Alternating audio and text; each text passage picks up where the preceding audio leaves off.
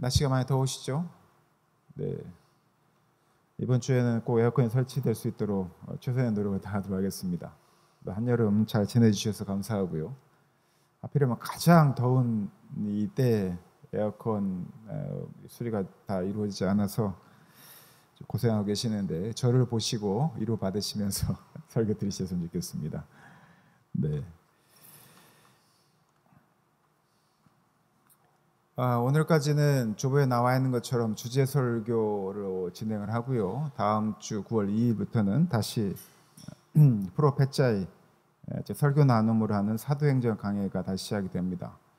물론 그 다음 주에는 제가 미국 또 캐나다 일정 때문에 한 주는 진행을 못하지만 다음 주부터는 다시 사도행전 강해가 시작된다는 거 아시고 순서에 따라오셨으면 좋겠고요. 이번 주는 8월 또 7월 8월 두 달간의 특별히 주제 설교로 진행되고 있고 마지막 주 설교로 피투성이라도 살아있으라 본문에 있는 말씀을 그대로 제목을 차용해서 오늘 본문 말씀을 전하고자 합니다. 말씀을 전하기 전에 뉴스 하나 여러분들한테 소개를 하고 싶은데요. 공적인 뉴스에 나와 있는 제가 신문을 페이퍼 신문, 종이 신문을 보지 않기 때문에 우리가 인터넷 포털 뉴스에 나와 있는 신문을 보게 되는데 그 중에 사람들이 가장 관심을 가질 만한 조회수로 가장 포털 뉴스들은 인터넷에 가장 앞에 뜹니다. 그래서 많은 사람들의 관심사가 무엇인지를 볼 수 있는 또 시대를 반영하는 그런 뉴스이기도 한데 어떤 뉴스를 사람들이 많이 관심을 가질까? 또 기자들은 사람들이 어떠한 것에 관심을 가질 수 있을까라는 관점에서 기사의 제목과 기사의 내용들을 실기도 하고 실제로 어떤 경우에는 그 기사들이 우리가 볼 때는 부적절하지만 사람들의 어그로, 즉 관심을 끌 수 있는 제목이어서 적절치 않지만 많은 사람들이 읽게 되는 그런 내용이 있습니다. 그러한 기사 중에 하나인데요. 저는 이 기자가 그래도 알려진 신문사의 기자가 어떤 저널리즘을 가지고 이 글을 썼는지 잘 모르겠습니다. 그러나 많은 분들이 또 읽고 또 관심이 있겠다고 생각해서 글을 썼겠죠. 기사 내용이 제목이 이렇습니다. 남편 죽으면 통장에 1.5억, 1억 5천만 원이 꽂혀 이렇게 되어 있고요. 그에 따르는 부제가 뭐냐면 팔자 고친 가족들 반전 이렇게 되어 있습니다. 이렇게 유추가 되시나요? 이렇게 크게 그러니까 대략적으로 아주 간단하게 설명을 드리면 남편이 죽어서 그 가족들이 1억 5천을 받게 되었는데 그것 때문에 가족들이 팔자를 고치게 되었다는 겁니다. 우리나라에서 1억 5천을 가족들이 받아서 가족들이 팔자를 고치기는 쉽진 않죠. 물론 조금 더 부유하게 될 수는 있겠지만 우리나라 이야기는 아닙니다. 러시아의 이야기이고요. 이 배경은 러시아와 우크라이나 전쟁을 배경으로 남편이 우크라이나와의 전쟁, 즉 이 두 나라의 전쟁에서 죽게 되면 1억 5천을 일시불로 받게 됩니다. 그러면 월 평균 임금이 그러니까 월 평균 임금이 29만 원, 즉 30만 원 정도밖에 되지 못하는 러시아라는 나라에서는 엄청나게 큰 돈이죠. 우리나라로 보면 10몇 억, 20억 이렇게 받는 것과 같은 것인데요.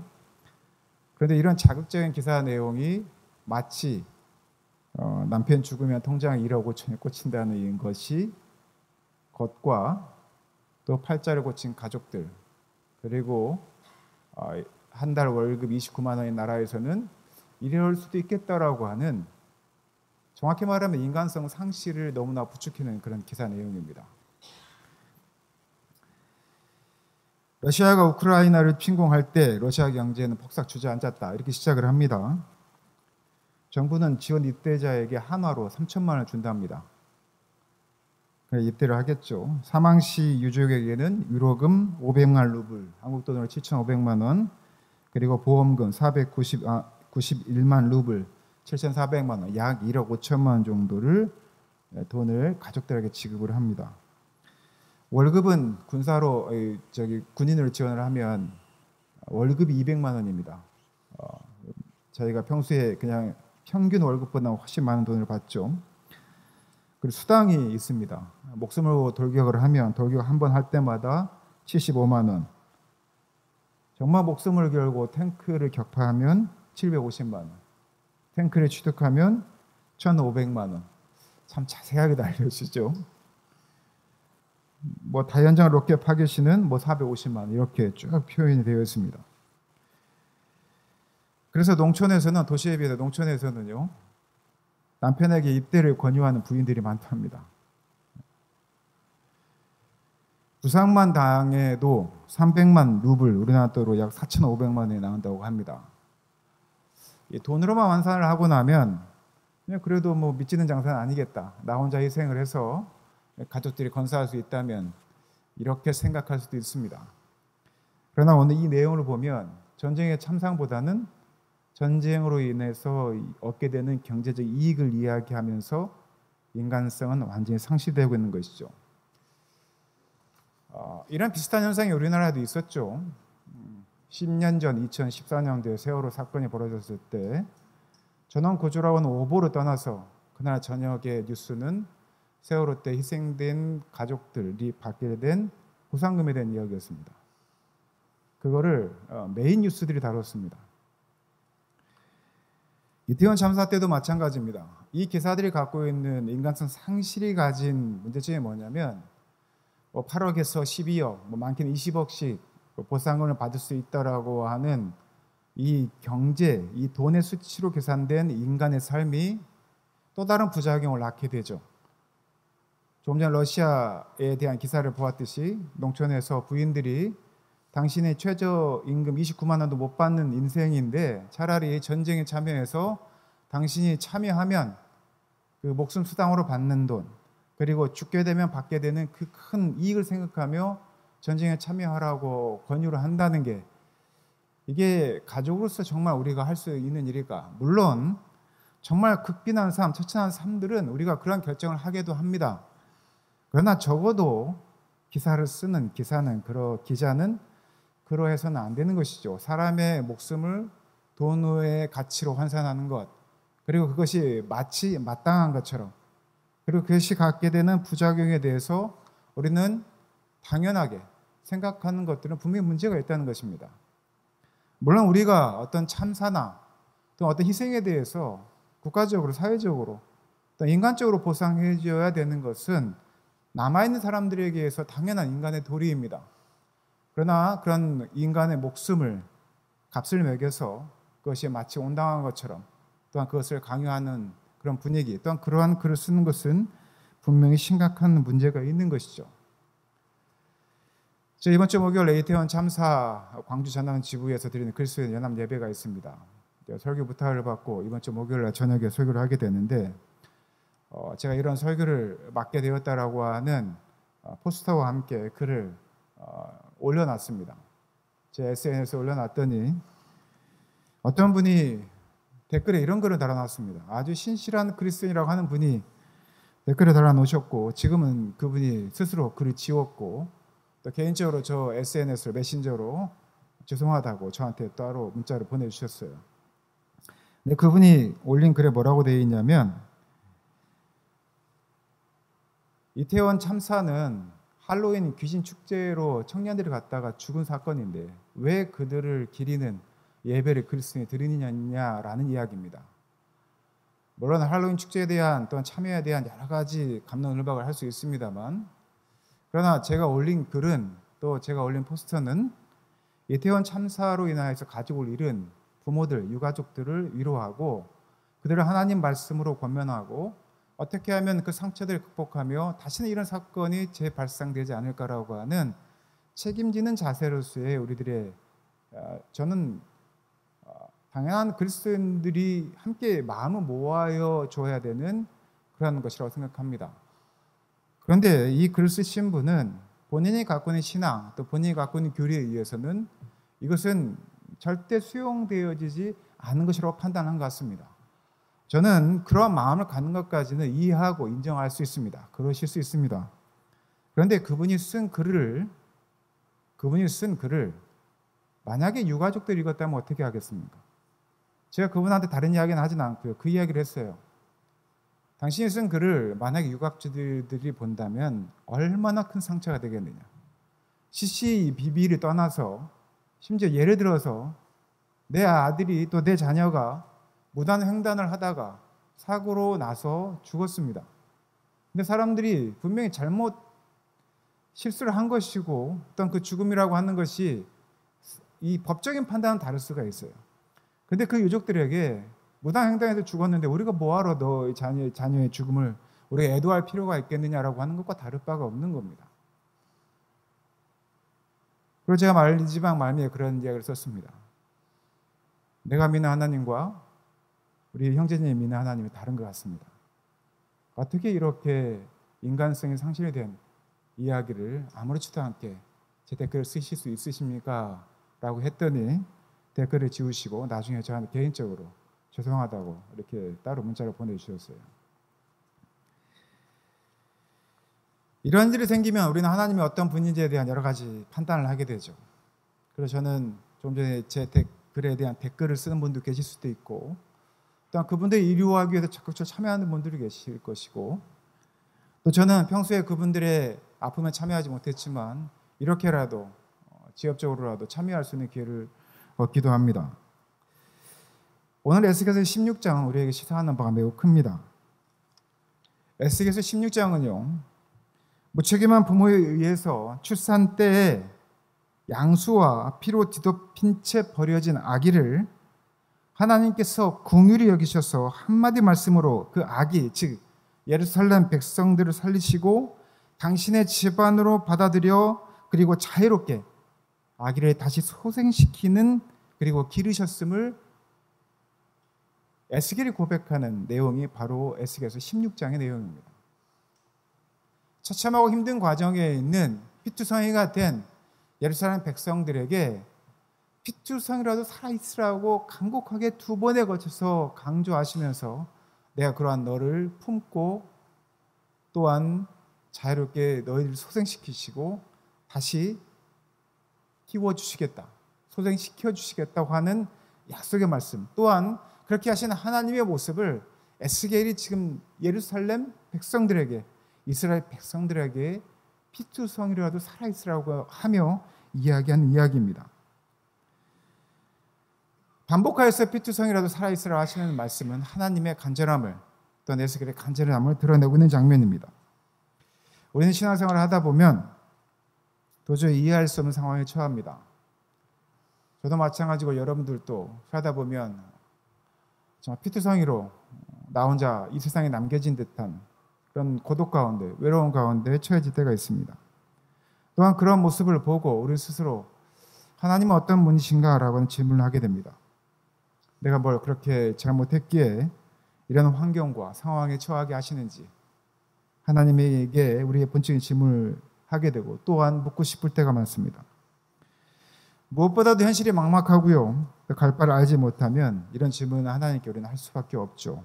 그리고 우리는 그런 질문을 해야 되는 그리스도인들입니다. 그런데 우리에게 주어진 현실, 나의 막막한 현실, 이 처참한 상황, 이 상황이 어디서 오는지 우리는 솔직히 잘 모릅니다. 우리는 그저 하나님을 원망하고 하나님께서 나를 구원하기를 바라는 간절함이 있긴 하지만 근본적으로 나에게 또한 이 사회에 이런 상황들이 왜 주어지는지 우리는 근본적인 원인을 잘 살피지 못하고 하나님께 질문하고 하나님을 원망하기도 합니다. 심지어 우리는 하나님께서 방치하셔서 우리가 이런 상황에 처하게 되었다라고 원망하기도 합니다. 지금 성도들의 신앙과 한국교회의 현실을 또한 우리는 그렇게 말할 때도 있죠. 그리고 많은 것들을 그렇게 비춰 대비하여서 설명하기도 합니다. 근데 여러분들이 오늘 읽은 본문 에스겔서 16장의 앞뒤 15장과 17장에서는 그들이 지금 피투성이로 있게 되어진, 피투성이로 살아있을 수밖에 없는 그런 상황에 처하게 된 근본적인 원인을 분명히 설명하고 있습니다. 그 원인은 예루살렘이 저지른 죄악이 예루살렘 백성들을, 하나님 믿고 따르는 백성들을 피투성이 아기로 만들었다라고 이야기를 합니다. 이 말씀을 현대적으로 지금 살아가는 우리로 조금 더 자세하게 설명해 드리자고 한다면 이 예루살렘 백성들을 피투성의 아기로 만들었다는 이 표현은 한국교회에 있는 성도들의 신앙이, 성도들의 현재의 모습이 그렇게 되어진 이유는 첫 번째로 교회 지도자들의 잘못과 잘못된 가르침 때문이다.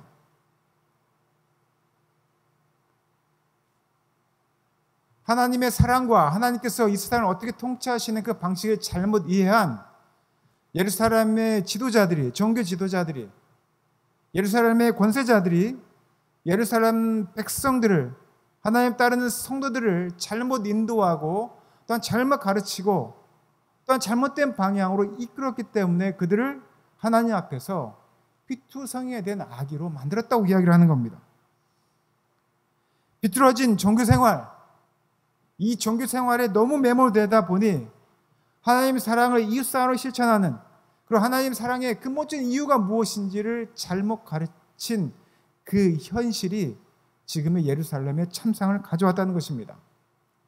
그리고 하나님의 말씀이 온전히 전하여져도 잘못된 귀와 잘못된 눈이 결국 불순종하게 되어져서 하나님의 말씀이 아닌, 하나님의 말씀의 본질이 아닌 잘못된 가르침을 따르고 잘못된 삶들을 살아가는 그 불순종이 예루살렘을 피투성이의 아기로 만들었다라고 15장, 17장은 언급하고 있습니다. 며칠 전 식당에서 밥을 먹다가 식당 주인 사장님과 그 아내분과 이야기를 잠깐 나누게 됐습니다. 사실은 제가 식당에 가서 이 두 분과 뭐 긴 이야기를 할 기회가 많지가 않은데, 특별히 도움 드리는 일이 아니면 식당 주인 말고 이 아내분이 어딜 갔다가 급하게 들어오시면서 저한테 목사님 식사를 오셨냐고 인사를 하면서 제 눈치를 보시는 거예요. 왜 눈치를 보냐면 그 식당 바로 옆에 잠깐 갔다 왔는데 몇 주 전에 저에게 이런 이야기를 한 적이 있습니다. 목사님, 저 너무 힘들고 괴로워요. 왜 괴롭냐면 옆에 계신 분이 신천지 다니시는 분이고 오래 다니신 분이신데 자기한테 딱 한 번만 와서 유튜브 방송에 참여해서 좀 봤으면 좋겠다. 한 30분 정도면 된다. 그러니까 이제 이분이 고민하다가 계속 거절하다가 하도 사정을 하니까 갔다 오신 겁니다. 근데 그날도 갔다 오신 거죠. 제가 밥을 먹고 있으니까 저에게 눈치를 보시더니 목사님, 저 신천지 안 가요. 그런데 하도 사정을 해서 간 거예요. 이렇게 얘기를 하시는 거예요. 그래서 제가 이제 그분한테 제가 몇 주 전에 그 이야기를 듣고 솔직히 고민이 많이 됐습니다. 그때는 제가 뭐 식사 중이었고 다른 분들도 계셔서 특별히 말씀 못 드렸지만 솔직히 걱정이 많이 되고 그 두 분을 위해서 제가 기도도 따로 했습니다. 그랬더니 남편분이 절대 안 보낼 거라고, 자기가 남녀 호련교도 가보고 대선진리교도 가보고 뭐 구원파도 가보고 뭐 다 가봤는데 이거는 절대 갈 때가 안 된 것 같다고, 신천지는 모든 사람들이 가지 말라고 하는 것이다, 비기독교인들조차도. 그런데 우리 아내가 어쩔 수 없이 가는 건데 그것도 내가 가지 말라고 하는데 옆에 계신 분이랑 갔다 와서 참 민망하다, 그런 얘기를 하시더라고요. 그 덕분에 제가 1시간 정도 그분들과 대화를 나눴습니다. 뭐가 문제인지, 그리고 기독교의 진리는 무엇인지, 본질이 무엇인지에서 간단한 설명을 드렸어요. 근데 제가 중간중간에 제가 목사라서 또 이렇게 괜히 불편하게 하는 거 아닙니까? 얘기를 했더니 그분이 절대 아니라고, 사실은 자기가 참 분간이 잘 안 돼서 좀 많이 혼란스러웠는데 목사님 얘기를 해주셔서 너무 감사하다라고 이렇게 얘기를 해주셔서 1시간 정도 이야기를 나눴습니다. 그런데 제가 그분과 그 이야기를 하고 나와서 이렇게 신천지에 대해서 이야기를 하고 또 뭐가 문제인지에 대해서 한참 이야기를 하고 난 후에 이런 생각이 들었습니다. 교회는 뭐가 다를 게 있을까? 오늘 여러분들이 들은 이 보신 본문, 예루살렘의 처참한 현실, 외견상으로 보면 그 종교 지도자들이나 권세자들이 특별히 잘못한 게 없어 보입니다. 그들은 습관을 따라서 그들이 있었던 종교적 행위들을 성도들에게 설명을 한 거고요. 또한 관습과 관행에 따라서 그들이 익숙한 것을 이야기한 겁니다. 구원파를 엄청나게 비판하죠. 구원파를 비판하는 이유는 그들의 구원론 때문입니다. 제가 1년 동안 2대 위원장으로서 한국 우리 교단의 여러 가지 2대 이단 사이비 문제를 다루어 왔었는데요. 타교단과 함께. 근데 공통적으로 하는 이야기가 있습니다. 지금 이단 심의를 하고 있는 그 교회, 그 목사의 그 문제가 한국 교회에 다른 교회에 없는 문제냐는 겁니다. 생각보다 많은 교회들이 그런 문제를 가지고 있습니다. 그리고 그들은 자기가 잘못 가르치고 있는지 또한 잘못 가르침을 받고 있는지를 분별하지 못합니다. 그래서 제가 올해 9월에 이대위원장을 마치고 이제 직함을 내려놓게 되는데요. 이대위를 내려놓으면서 같은 이대위원들이 그 얘기를 했습니다. 제가 마지막으로 해야 될 일이 이번 이단 사이비 대책위원회 위원장으로서 이번에 다루었던 이 문제들을 적어도 50페이지에서 60페이지 정도로 백서를 써서 만들어서 어떻게 이것이 한국 교회, 특히 우리 교단 내에서 심각한 문제인지에 대한 분명한 가이드라인을 만들어 놓자. 그래서 내가 지금 잘못 가르치고 있는지 또는 성도들이 잘못 가르침을 받고 있는지에 대한 분명한 근거들을 제시해 줄 수 있으면 좋겠다. 여기까지가 내 몫인 것 같다는 얘기를 했습니다. 이렇게 하게 된 이유는 우리가 구원파를 비판하고 구원의 문제가 있다고 이야기하지만 한국 교회가 구원파의 구원을 그대로 가르치는 데가 너무나 많습니다. 내가 한번 예수 그리스도 믿고 구원을 받았으니 이 구원에 대한 성화의 과정에 대해서는 전혀 강조하지 않고 그냥 구원파에서 가르치는 구원론과 전혀 다를 바 없는 구원론을 동일하게 가르치고 있다는 것이죠. 신천지 이만희 교주, 어떻게 그가 성령의 역할을 대신할 수 있는가라고 우리는 개탄을 합니다. 말도 안 되는 이야기라고 하죠. 그런데 실제로 많은 교회들이 목회자가 그 교회의 교주가 되어 있는 현상을 너무나 많이 발견을 합니다. 올해 1년 동안 이대희 관련한 그 사건을 다루면서 그 교회 성도와 면담을 한 적이 있습니다. 그리고 그 교회 목사님의 신학적 문제가 있으니 나중에 이 문제를 잘 들여다보고 그리고 제대로 가르침을 받으라는 공고를 했습니다. 그런데 그분의 대답은 의외였습니다. 저희 목사님은 절대 그럴 리가 없습니다. 저희 교회는 전혀 문제가 없습니다. 이렇게 이야기를 합니다. 물론 목회자를 신뢰하고 교회의 어떤 이 공동체에 대한 신뢰를 가지는 것이 나쁜 것은 아닙니다. 그러나 저는 그것이 갖는 또 다른 단점이 어쩌면 목사를 신과 같은 반열에 둔 것이 아닐까. 그것은 이만희를 교주로 보는 것과 그 교회에서 목회자를 교주화하는 것과 다를 바가 없습니다. 이러한 가르침들이 한국교회에서 횡행하고 있지 않을까. 그리고 우리 가운데 바른 말씀과 교훈들이 우리에게 전해짐에도 불구하고 우리의 귀가 또한 우리의 눈이 멀어져서 결국에는 불순종하는 삶을 살아가고 있지 않은가. 결국에는 한국교회 성도들이 한국교회가 피투성이의 아기로 버려진 채 살아가고 있지는 않은가. 오늘 본문 말씀을 통해서 다시 돌아보게 되었다는 것입니다. 우리는 이상적인 교회와 신앙을 꿈꿉니다. 쉽지 않죠. 이상적인 교회를 꿈꿀수록 더 어려움을 많이 겪기도 합니다. 제풀에 지치기도 합니다. 실제로 그러한 시도들을 많이 합니다. 그래서 우리는 교회를 병원과 같다고 이야기를 하죠. 병원은 병자들이 모인 곳인 것처럼 교회는 죄인들이 모인 곳이니 이상적인 하나님 나라를 꿈꾸지만 우리 안에는 계속해서 문제가 발생할 수밖에 없고 하나님 나라는 그 문제를 어떻게 해결해 가는지, 즉 하나님의 통치 방식이냐 하나님 나라의 방식이냐 세상적인 방식에 의한 것이냐에 따라서 이 교회가 건강한지 건강하지 않은지를 구분한다고 이야기를 합니다. 또 너무나 지나친 이상주의는 독선주의에 빠지기도 하죠. 그래서 한국 교회가 하나님 나라를 이루어가는 그 공동체의 모습을 보여가는 이 과정들은 쉽지는 않습니다.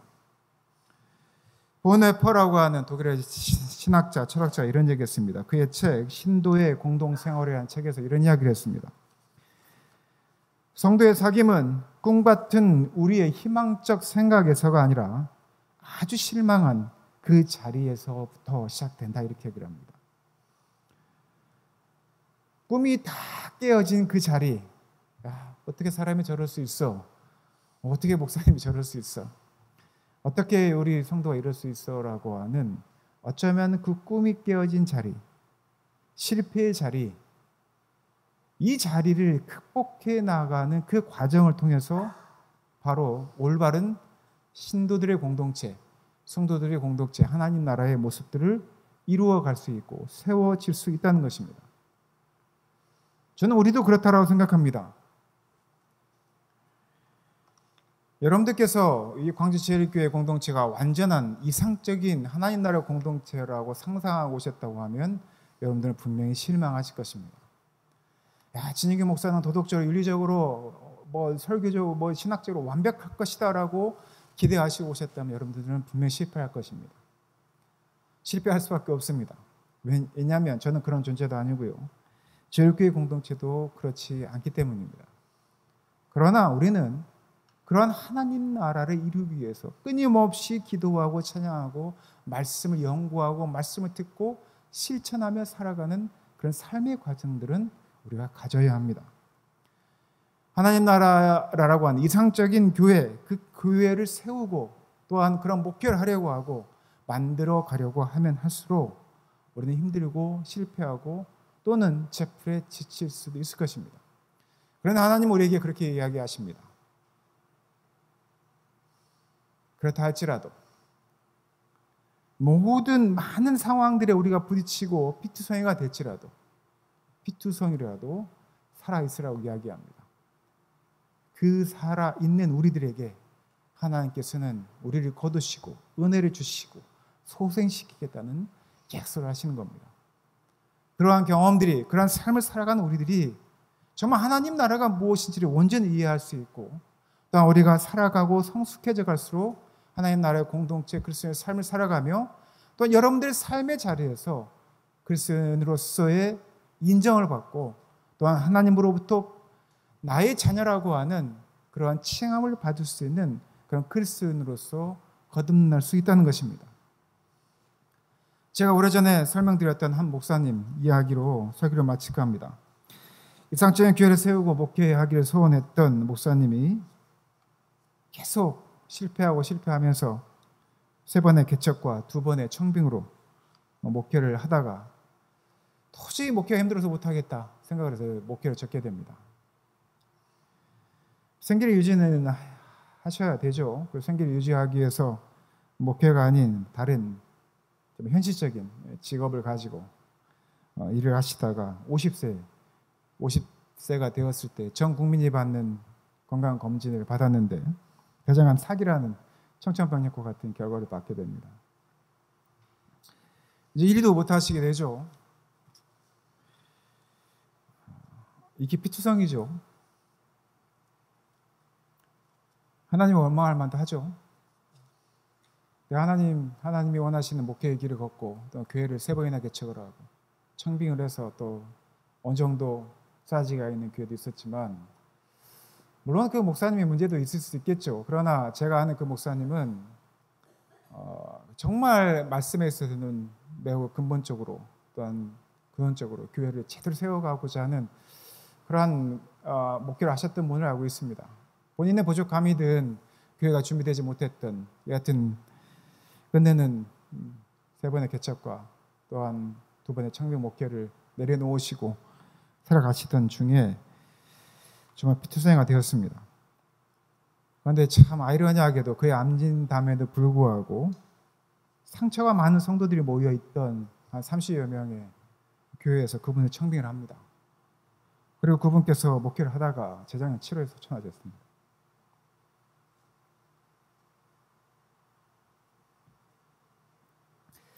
어떤 사람들이 보면 실패한 인생일 수 있습니다. 상처가 많았던 그 교회가 이 목사님을 왜 청빙을 했을까? 서로 간의 상처가 그 마음을 알기에 서로 함께하는 모습으로 서로를 쓰다듬으면서 그 현장을 지키지 않았나 싶습니다. 그러나 교회 공동체는 또 우리가 믿고 있는 이 복음은 실패자들을 위한 좋은 소식이 복음입니다. 우리가 성공했기 때문에 이 복음이 들리는 게 아닙니다. 그리스도 안에서 우리가 예수를 믿기 전에 실패할 수밖에 없는 우리 인생에 그 실패자들을 위한 좋은 소식, 바로 이 좋은 소식을 전하다가 그 목사님 소천하셨고 성도들은 가지고 이루어하고 또한 그리스도인의 삶들을 공동체 안에서 구현해 나갔을 거라 저는 믿습니다. 그 목사님이 마지막으로 고린도후서 12장 9절의 말씀을 소개해 주시면서 당신의 생을 마치셨는데요. 그 말씀은 내 은혜가 목사인 너에게 족하다. 이는 나의 능력이 약한 데서 온전하여지기 때문이다. 이 말씀으로 서천하 씨 목사님이 위로를 하고 위로를 받으시면서 하나님 나라에 부르심을 입으셨습니다. 고린도후서 12장 9절에 고백을 하는 이 목사님은 마지막 목회지에서 목회 그리고 지금까지의 그리스도의 삶이 그 어느 때보다도 행복한 시간이었다라는 고백을 하게 됩니다. 그래서 여러분들에게 피투성이라도 살아있으라고 하는 겁니다. 하나님의 은혜가 우리에게 족하게 된 것, 그분의 능력이 우리의 약한 데서 온전하여지기 때문입니다. 그래서 오늘 에스겔서 16장 6절에 있는 말씀처럼 너가 어떤 상황에서든지 피투성에서 해야 되는 아기처럼 버려질지라도 피투성이라도 살아있으라. 피투성이라도 살아있으라 이렇게 이야기하십니다. 많이 힘드시죠?